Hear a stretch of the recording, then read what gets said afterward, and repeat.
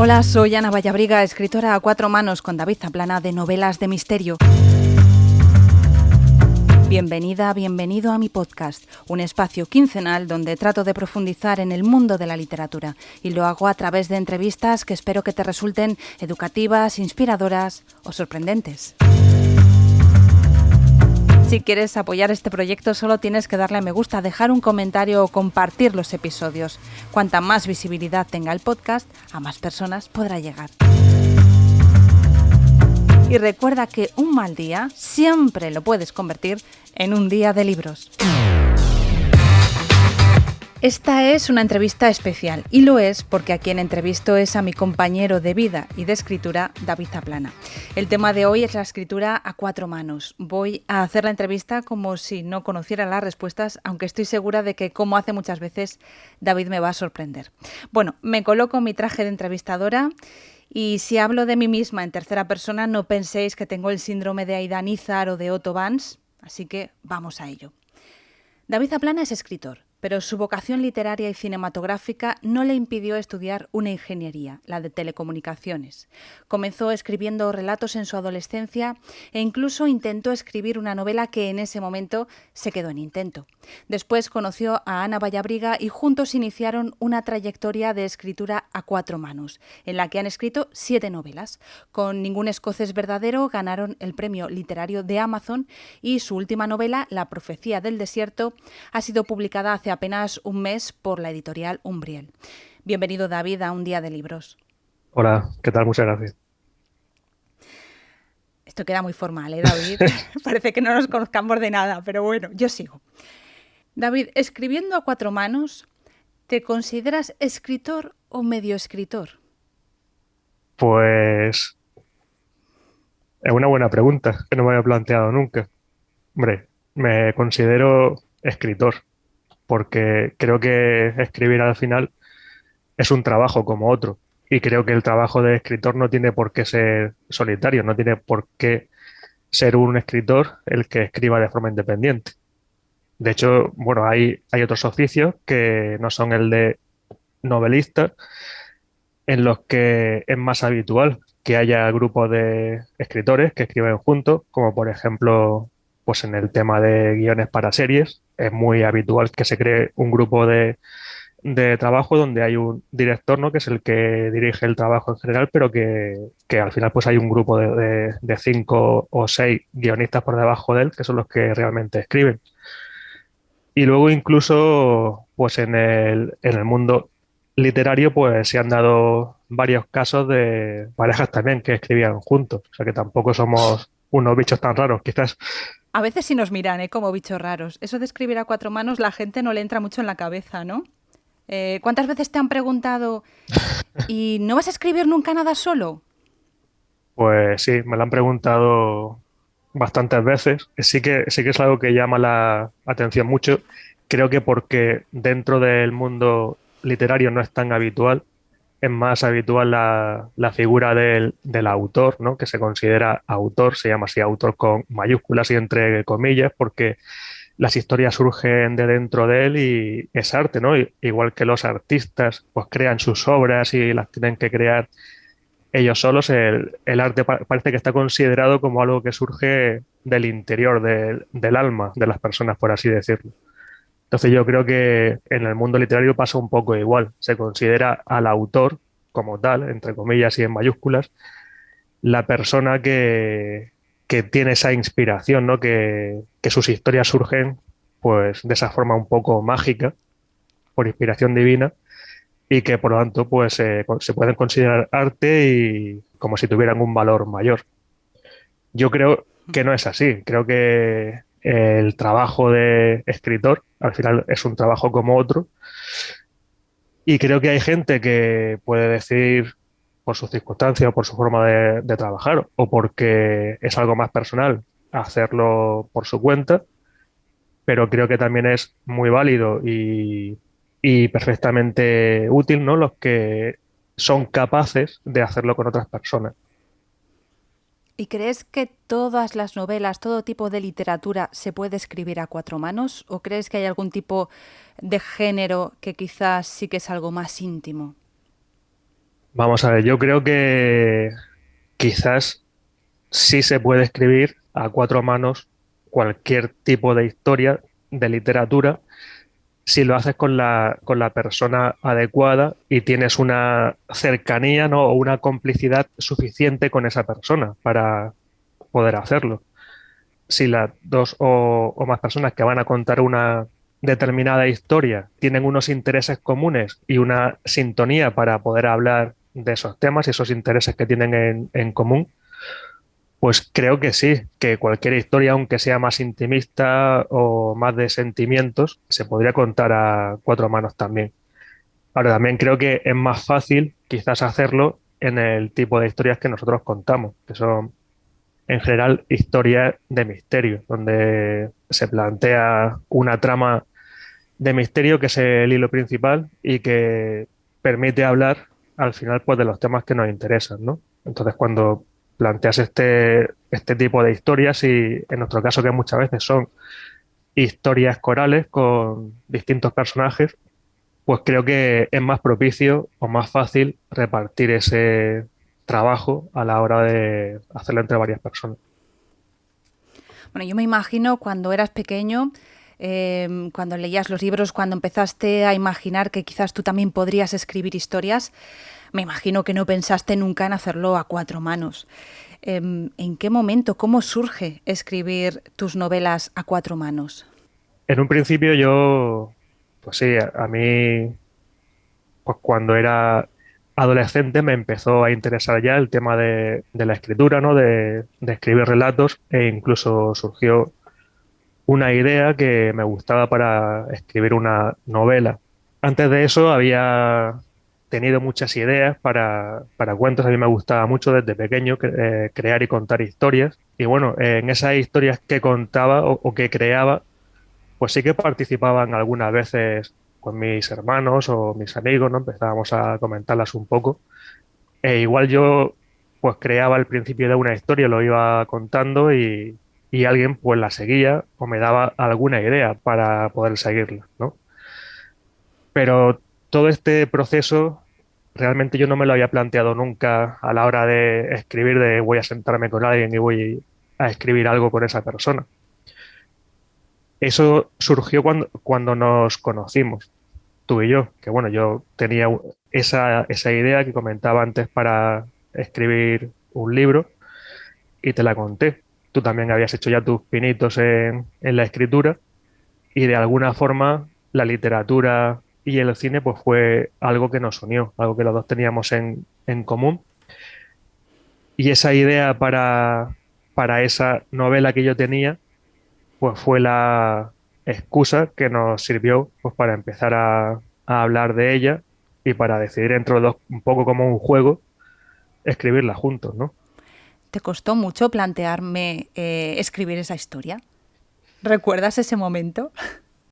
Pues el momento exacto, no. Yo creo que no surgió, no sé si te acuerdas tú, a lo mejor ahora No. me, me desdices lo que yo estoy contando, pero yo creo que no surgió como una pregunta en un momento de, oye, ¿por qué no escribimos esto juntos? Sino que surgió más como un juego, que yo te empecé a contar la idea que tenía para escribir ese libro, que era una idea bastante preliminar todavía. Bueno, hay que ponerse en situación, ¿eh, Sí. David? ¿Qué edad teníamos? ¿Dónde estábamos? ¿Qué estábamos haciendo? Bueno, lo de qué estábamos haciendo no importa. Bueno, pues sí, pues fue pues cuando nos conocimos que estábamos estudiando en Valencia y cuando empezamos a salir, pues yo tenía 21 años y tú 19. Y entonces pues fue eso, lo que comentaba antes, habíamos hecho ya nuestros pinitos y tal, empezamos a hablar de esto y yo creo que surgió un poco como un juego que te conté la idea que tenía para escribir esa novela y poco a poco pues tú me fuiste haciendo comentarios, pues podíamos hacer esto, puedes hacer lo otro y tal y no sé qué. Y al final, pues con tus comentarios y los míos y las ideas que iban surgiendo por las dos partes, pues terminamos de perfilar la historia. Y entonces una vez que teníamos la historia en nuestra cabeza, pues nos la repartimos un poco como nos pareció. Ahí el proceso pues fue un poco de prueba, ¿no? Estaba todo muy preliminar. Después ya con el tiempo, pues nuestra forma de trabajar ahora es más o menos parecida, pero creo que la hemos perfeccionado bastante con el paso de los años. Hemos hecho el método Zaplana Vallabriga de escritura a cuatro manos. Vamos a abrir franquicias. Yo sí recuerdo que cuando me lo planteaste, a mí me pareció vamos, me encantó que me plantearas la historia. Me encanta que me cuenten historias y encima poder participar y poder modelarlas juntos. A mí me parece una experiencia, vamos, lo disfruté muchísimo. De hecho, no estaríamos aquí ahora, ¿no? Si no lo hubiéramos disfrutado ese proceso. Pero bueno, cuéntanos, ¿cómo se escribe a cuatro manos? Bueno, pues esto, como comentabas antes, es la pregunta que nos hacen siempre, en todas las presentaciones, en todas las charlas que hemos dado y tal. Lo preguntan siempre porque entiendo que es algo que genera bastante curiosidad. David, a partir de ahora lo que tendremos que hacer es decir, escucha del podcast. Pues sí, efectivamente. Nuestro método es nuestro, no lo hemos sacado de ningún libro ni de ningún manual. Entonces no sabemos si es el mejor o no, pero es un método que hemos creado a lo largo de muchos años de trabajo, de más de 20 años que llevamos escribiendo juntos y que a nosotros nos funciona bien. Entonces, nuestro método consiste en primer lugar, pues parte de una idea, igual que cualquier otro escritor, de algo que te llama la atención o de un tema que quieres tratar. Y en nuestro caso, como somos dos, una vez que tenemos esa semilla para la historia, pues empezamos a hablar sobre ella. Hablando sobre ella, vamos dándole forma, va creciendo hasta que la tenemos más o menos creada, ¿no? Desde el principio al fin. Todo eso va en paralelo un poco con toda la parte de documentación, en la que empezamos a leer sobre el tema que nos ha interesado, los temas que queremos tratar y hablar con gente relacionada, ¿no? Que nos puede ayudar a documentarnos y descubrir cosas. Entonces, cuando ya tenemos toda la historia creada en nuestras cabezas, con nuestras notas ya tomadas y todo eso, lo que hacemos es escribir una estructura. Es decir, somos escritores de mapa, ¿no? Lo que siempre se dice si un autor es escritor de mapa o escritor de brújula, para escribir a cuatro manos con nuestro método hay que ser escritor de mapa sí o sí, porque en nuestro caso lo estructuramos todo, lo tenemos toda la historia escrita ya en el papel, en una estructura, en un esqueleto muy sencillo, y una vez que tenemos ese esqueleto, lo que hacemos es repartirlo por tramas o por personajes, y entonces pues tú escribes unas de esas tramas, de esos capítulos o de esas historias de esos personajes, y yo otras. Y ya por último, pues una vez que está todas esas partes escritas, las tuyas y las mías, la última fase es la de revisión, en la que yo te reviso a ti lo que has escrito y te lo corrijo todo y tú me das el visto bueno a todo lo mío. No cuela, ¿eh? Bueno, y ahora, por ejemplo, explícalo con un caso práctico. Es decir, por ejemplo, con la última novela que hemos publicado, con La profecía del desierto. ¿Cómo fue toda esa fase de creación de la novela? Bueno, toda la fase no, que vamos a aburrir, pero básicamente. Sí, por ejemplo, en el caso de la profecía del desierto, la idea surgió en una comida familiar con mis primos, en la que Alfonso, el marido de una prima mía, pues hace años que tuvo que irse a trabajar a Arabia Saudí, ¿no? Por el tema de la crisis del 2008, pues al final hizo que se quedara sin trabajo y las circunstancias lo llevaron a trabajar en una empresa que lo destinó allí. Entonces llevaba ya varios años trabajando en ese país y en esa comida, pues cuando vino, pues nos empezó a hablar de cómo era la vida en Arabia Saudí. Nosotros habíamos oído de Arabia Saudí, en las noticias, pero cuando te empieza a contar las anécdotas de la vida de allí y cómo vive la gente, la represión que sufre la mujer en ese país y, en fin, que al final es un país en época actual, pero que está anclado en tradiciones de la Edad Media. Es un país en el que todavía cortan cabezas a la gente o manos por robar en la Plaza Mayor. Hago un inciso, David, porque a veces no cortan tantas cabezas como querrían porque les faltan verdugos. Sí, es muy curioso, sí. Así que si hay algún verdugo escuchándonos que esté sin trabajo, pues ya sabe que si se le da bien el Es el hacha. currículum. Entonces, bueno, la idea para este libro surgió de ahí, de cuando Alfonso empezó a contarnos que la mujer en Arabia Saudí no puede salir a la calle sola y cosas tan curiosas como que, bueno, siempre para poder salir siempre tiene que ir con un acompañante masculino y que, por ejemplo, un niño de 10 años sería suficiente para ser tutor de una mujer adulta. O sea, que un niño de 10 años podría ser tutor de su propia madre Mm. para poder salir a la calle o para poder ir a un centro comercial a comprar, ¿no? Son cosas que, bueno, pues que te llaman la atención mucho cuando te las cuentas. Pues sí, la verdad es que sí. Entonces, pues, como nos llamó la curiosidad tanto, lo que nos contó Alfonso sobre este país, sobre Arabia Saudí, fue de estas cosas que te quedas un poco con con la boca abierta, ¿no? Y que quieres saber más. Y entonces, pues, nos miramos tú y yo y nos quedamos así como sonriendo, pensando, aquí hay una historia, ¿no? Hay tema para contar algo. Y fue cuando empezamos a documentarnos, a leer más cosas sobre Arabia Saudí, sobre la vida allí. Y bueno, pues leímos varios libros, varias novelas. Y gracias a esto, pues aprendimos muchas cosas sobre el país, cosas que tampoco sabíamos, como que Arabia Saudí es el país originario del Islam, ¿no? Porque oyes hablar muchas veces de Arabia Saudí por la tele, oyes hablar de la Meca, sabes que los musulmanes siempre rezan hacia la Meca y todo eso, pero yo no relacionaba exactamente Arabia Saudí con la Meca, sabía que la Meca estaba en Oriente Medio, pero no la situaba en ningún país concreto. Entonces, pues cuando empezamos a investigar sobre Arabia Saudí y que la Meca estaba allí, que el Islam surgió allí, la figura de Mahoma, empezamos a leer libros también sobre la vida de Mahoma.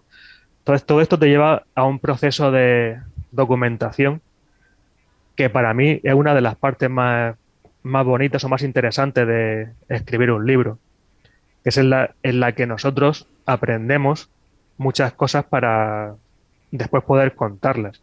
Muchas de esas cosas que vas a usar en el libro al final y muchas otras que no. Pero necesitas obtener toda esa información para poder sacar la información relevante que a ti te va a hacer falta para contar la historia, ¿no? Sí, después ya, claro, viene el tema de repartir esas tramas, ¿no? Y de empezar a dar forma y de hablar mucho, supongo. Sí, justamente. Claro, bueno, el tema de hablar mucho sí viene a la vez que toda esta parte de documentación, en la que pues lees libros, te informas, hablas con gente que te va contando cosas, y entonces conforme vas recopilando la información, vas creando la historia en tu cabeza. Al principio queríamos contar una historia negra ambientada en Arabia Saudí, ¿no? Que partiera de un crimen y que al final pues, fuera un poco la investigación de ese crimen, pues eso, en un país donde el criminal sabe que si lo pillan le van a cortar la cabeza. Entonces nos parecía muy interesante partir de un acusado de asesinato en Arabia Saudí que por supuesto no fuera culpable, ¿no? Nos parecía algo como muy brutal, ¿no? El que lo puedan pillar en ese país que sabe que lo van a llevar además a una plaza pública y le van a cortar la cabeza. Ujú. Luego, cuando ya empezamos a reunir más información, a leer sobre el Islam, sobre Mahoma y todo eso, pues empezaron a surgir también otros intereses. Aparte de contar simplemente una historia negra relacionada con un crimen, bueno, nuestras historias siempre suelen tener también temas históricos. Entonces, al leer sobre la historia del país y del Islam, pues todo esto nos llevó a descubrir el sufismo, que es la rama más mística o más espiritual del Islam y que, por cierto, en Arabia Saudí está prohibida porque el gobierno que hay en Arabia Saudí es Wahhabí, que es una de las ramas más radicales del Islam, de la rama suní del Islam. Entonces, pues estas teorías, estas ramas sufís, que son más místicas y no son tan tradicionales, las prohíben igual que prohíben el cristianismo o cualquier otro tipo de religión. Bueno, el caso es que a través de toda esta documentación que leímos, Llegamos al sufismo también, y el sufismo pues, nos llevó a un personaje muy, muy curioso, que es un místico sufí del siglo XIII que se llama Ben Arabi y que además era murciano. Entonces, como estaba también relacionado con nuestra tierra, pues fue otra cosa que nos llamó mucho la atención y que cuanto más leíamos de él, pues más convencidos estábamos de que también tiene que estar relacionado con la historia. Esto vamos arramblando con todo lo que pillamos por ahí que nos llama la atención. Sí. Y entonces, pues con todos estos ingredientes, al final, a partir de un asesinato, ¿no? De alguien que acusan de un crimen allí en Arabia Saudí, que no es culpable, el partir además de un místico sufí del siglo XIII, que pensamos que podía haber escrito una carta relacionada con un misterio. Después hay otros temas también relacionados con Ben Arabí y con algunas ramas también más místicas del Islam, como es el tema del Mahdi, ¿no? Que es una profecía que dice que al final de los tiempos pues vendrá un nuevo profeta, un nuevo líder, que será el que consiga que la población mundial pues salga de este tiempo de oscuridad que estamos viviendo. Entonces, pues fue otra cosa también que nos gustó mucho para la historia y que es un poco la que finalmente le ha dado título, ¿no? Porque esa profecía del Mahdi es la que hemos llamado como la profecía del desierto, ¿no? Porque surge de este país de Arabia Saudí, que es donde surge el Islam.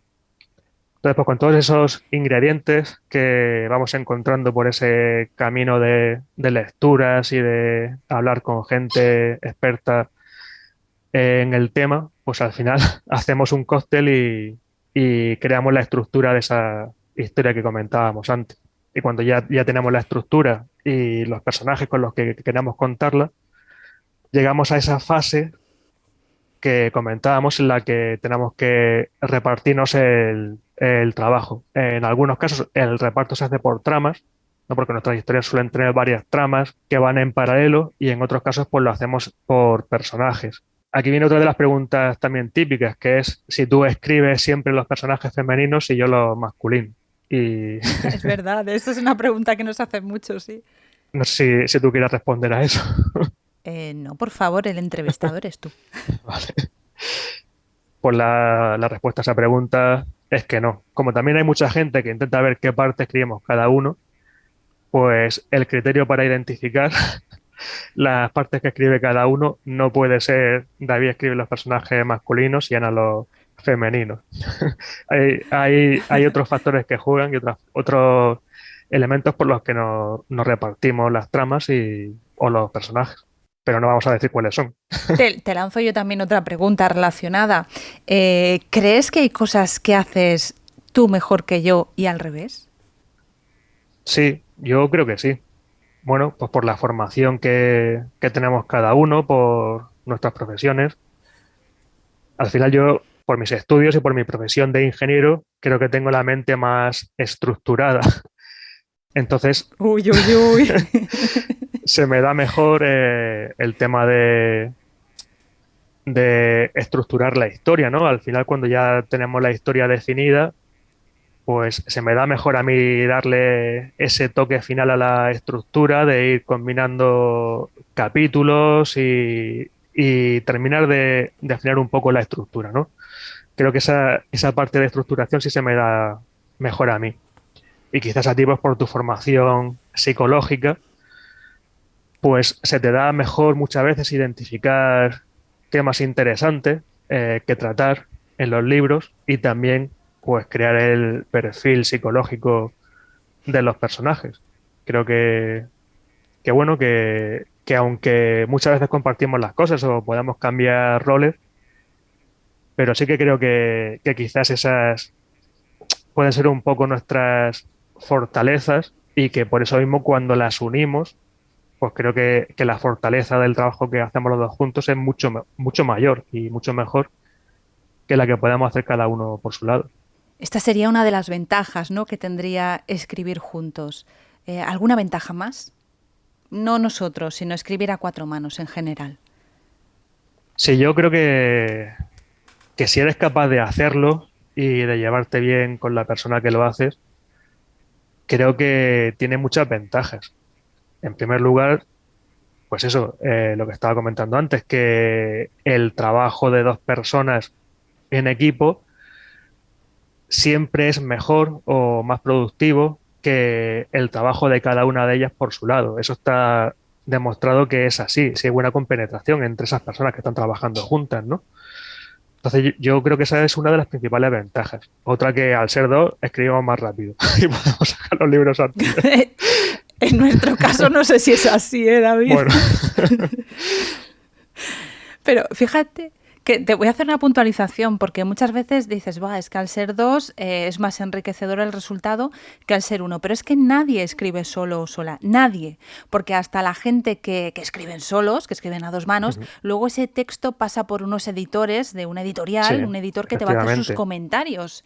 Así que nunca es el producto, el libro que tú tienes en la mano, nunca es el trabajo de una única persona, salvo que sea alguien que diga, a mí no me tocas ni una Sí, coma, por ni eso nadie me revisa nada y me lo que publicas al tal cual. final el autor con mayúscula y entre comillas, pues sí es posible que diga al editor que no le puede tocar nada. Y en general, el editor pues debe de respetar, ¿no? La decisión última debe ser del autor de si quiere cambiar las sugerencias que le hace el editor o no. Otra de las cosas buenas de trabajar juntos es que creo que pierdes un poco ese ego.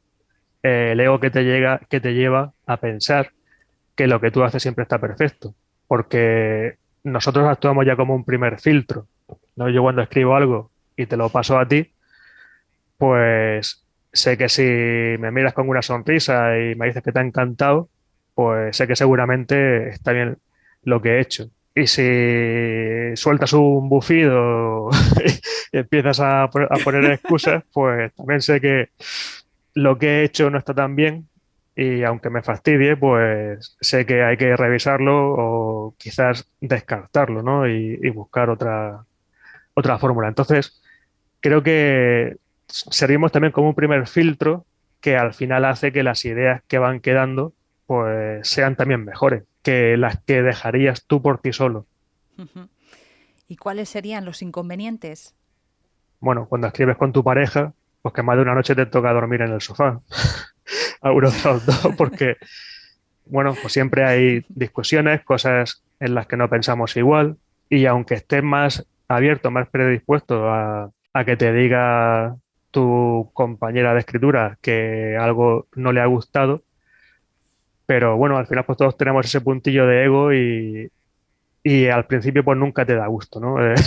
El que te lo digan. Entonces, hay veces que lo aceptan mejor y otras que cuesta un poco más. Y esas que cuesta un poco más pues puede llevar a discusiones y a estar enfadados algún día que otro. Cada vez menos, ¿eh? Tenemos que decir que cada vez nos vamos acoplando más en el tema literario. Em, ¿Has encontrado prejuicios respecto a tu obra por estar escrita a cuatro manos? Creo que sí.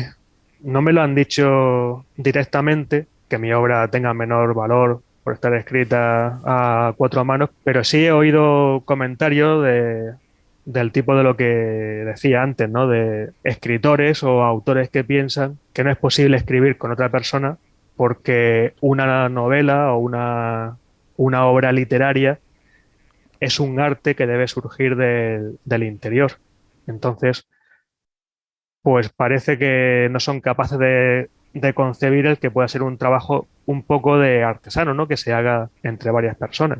Igual que el escribir el guión de una serie o de algunas películas, ¿no? Que han ganado premios y de todo, que son fantásticas las historias que cuentan y que no las ha escrito una única persona, sino que hay un equipo de gente trabajando y son historias, pues, formidables. Ujú. Si vuelvo un poco para atrás en la entrevista, porque has hablado de todo el proceso de cómo se crea la trama y luego cómo se distribuyen, de cómo se distribuye el Sí. trabajo entre los dos. Pero ¿en qué momento surge el tema? ¿Es el tema lo principal para crear la historia o el tema surge después de haber empezado a crear la historia? Bueno, y acláranos qué es el tema, por si alguien no lo sabe.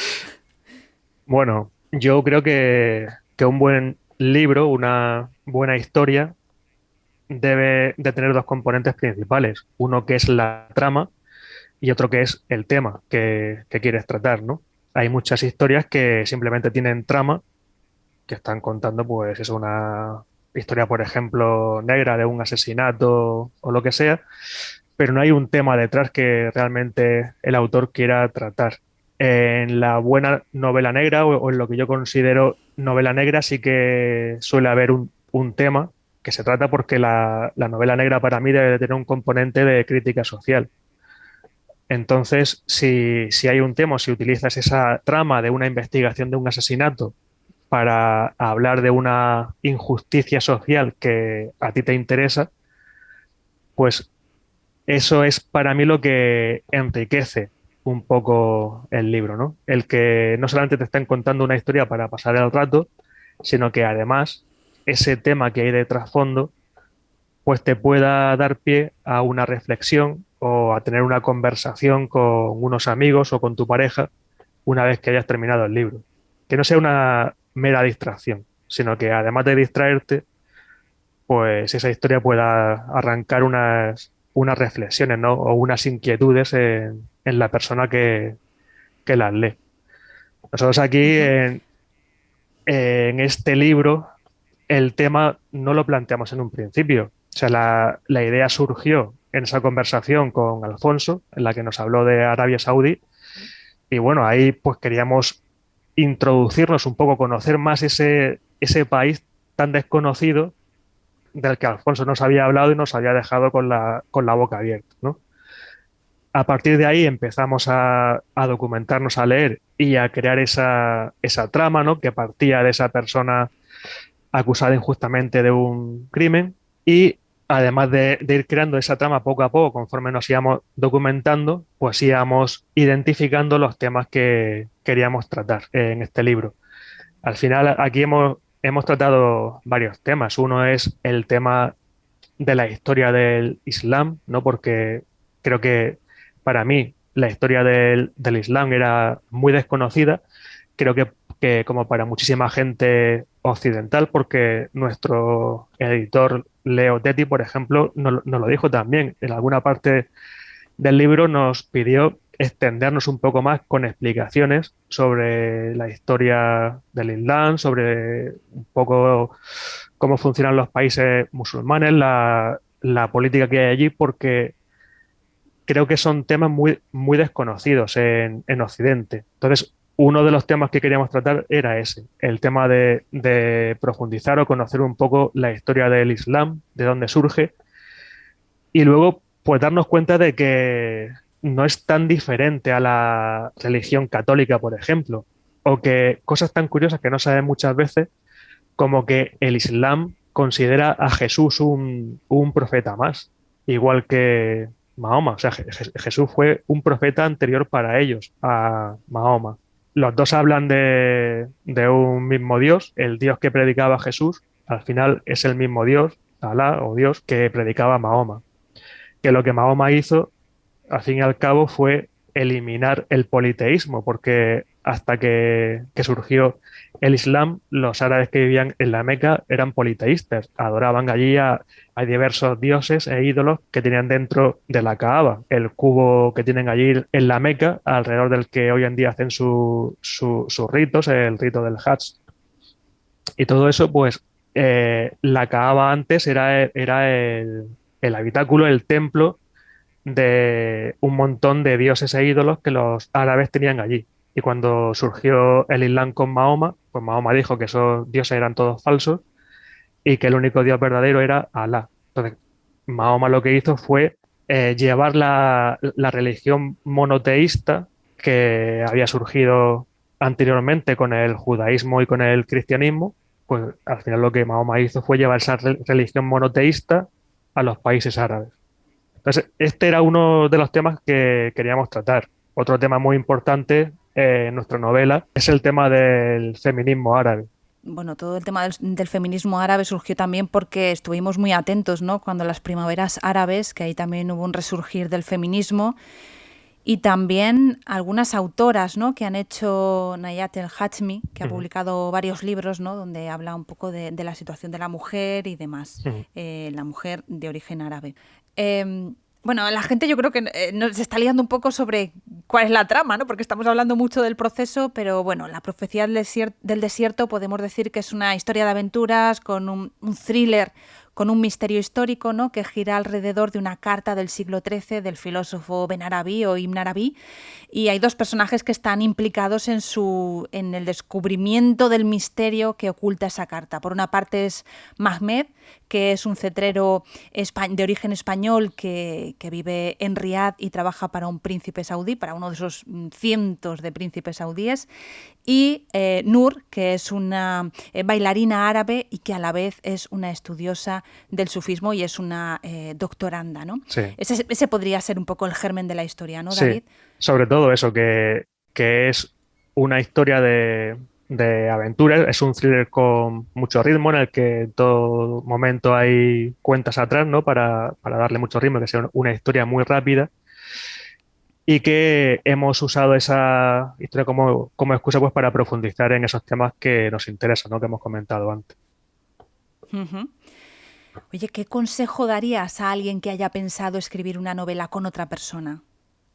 Pues en primer lugar creo que tiene que ser otra persona con la que tenga cierta confianza y unos intereses comunes, porque si van a escribir una historia juntos, pues la historia que van a escribir, que van a hacer, debe de ser algo que les interese a ambos, ¿no? Entonces, creo que el hecho de que existan esos intereses comunes y esa cierta complicidad es muy importante para que no surjan problemas después a la hora de trabajar. Porque como tiene que haber muchas aportaciones por ambas partes y también es importante que haya mucha crítica, ¿no? Hacia las aportaciones del Uh-huh. otro y hacia las propias, ser autocrítico y aceptar las críticas que te hagan a ti, pues creo que esa complicidad es importante para poder pasar ese proceso, ¿no? de crítica y que eso no haga que al final esas dos personas terminen peleadas. Es lo más difícil. Eso, o se aconseja también que tengan una hipoteca común, que eso también une Sí. mucho y hace que no llegue la sangre al río. Bueno, oye, para ir terminando, ¿cómo sería para ti un día de libros perfecto? Lo digo porque ahora que se acerca tu cumpleaños, pues igual te lo regalo. Ah, vale. Pues encantado. Pues para mí un día de libros perfecto pues podría empezar en un hotel del Cairo donde nos despertamos con nuestros hijos, vamos a desayunar todos juntos, nuestros hijos nos hablan del último libro que se han leído, ¿no? Que han leído la noche anterior, y luego pues tú y yo salimos con un guía local para documentarnos por el Cairo sobre la siguiente historia que estamos escribiendo. Entonces pues vamos preguntando por aquí y por allá, visitando sitios, tomando notas para nuestro próximo libro, y por la tarde llegamos al hotel y nos relajamos en la piscina con vistas al Nilo y a las pirámides mientras leemos una buena novela. Vale, creo que para este cumpleaños no va a ser, pero me encanta tu Pues, día de pues para el libros, ¿eh? siguiente. Me encanta. Me apunto a tu día de libros. Bueno, muchas gracias, David, por habernos acompañado en un día de Muchas libros. gracias a ti por invitarme. Faltaría más. Bueno, ¿desde dónde estás? Desde el salón, ¿no? Y yo desde la habitación de estudio. Sí. Bueno, cortamos la retransmisión. Si no quieres perderte ninguna entrevista, suscríbete al canal y recuerda que dentro de 15 días volverá a ser un día de libros.